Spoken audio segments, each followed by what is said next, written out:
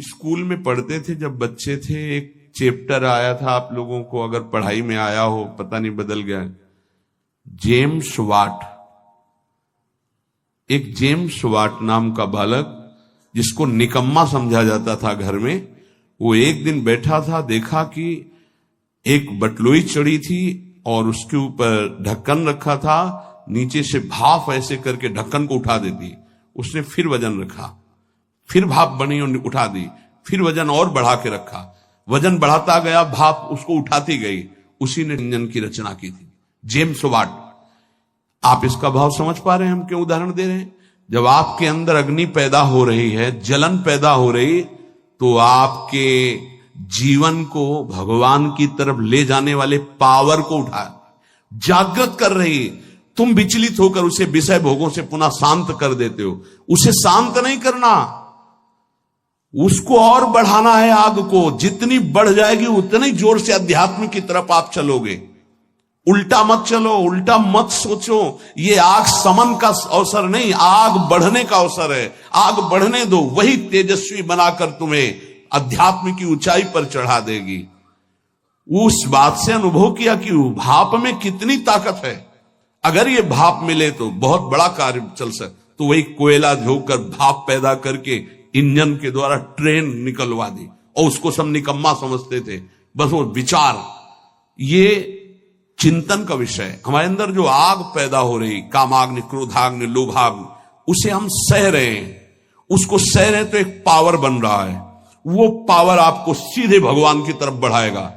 अगर आप उसको बुझाने में लग गए तो वो इधर आध्यात्मिक शक्ति क्षीण हो जाएगी और भोगा शक्ति बढ़ जाएगी। ये अनुभव की बातें हैं। आप इसको सहना सीखें, मिटाने में काम नहीं बनेगा। सह करके प्रभु की प्राप्ति हो जाएगी। सहना सीखो, सहना हमारा परम धर्म है। सहन कर गए तो महात्मा, टूट गए तो विषयात्मा।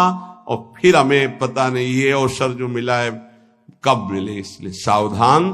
सत्संग को सुनो और उसका मनन करो, उसको जीवन में उतारो, तभी लाभ मिलेगा। नहीं रोज सत्संग हो रहा है और अगर आप सुनेंगे नहीं तो 1 घंटा 1.5 घंटा बैठ लिए, फिर वही मनमानी चिंतन, ठीक नहीं।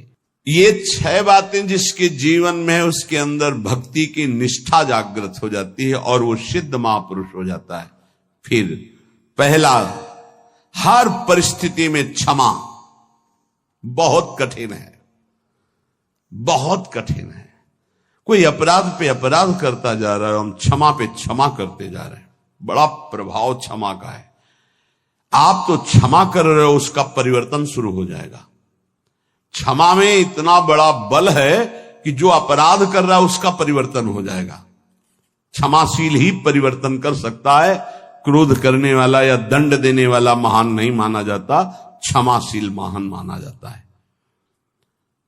दूसरा, कभी भी किसी भी परिस्थिति में समय व्यर्थ न जाना, वस्तु, व्यक्ति, स्थान के संयोग में। तीसरा, कोई भी भोग सामग्री समीप फिरी पर नहीं भोगना प्रभु के। मेरे प्राप्ति के लिए मेरा भक्त सब सुखों का त्याग करता है, भगवान ने कहा। जो पवित्र भोग हैं उनको भी आवश्यकता के अनुसार ही, विधि भोग हैं जिनका निषेध नहीं किया गया, धर्म पूर्वक भोग सकते हैं, उनको भी आवश्यकता के अनुसार जितना कम से कम सेवन कर सके।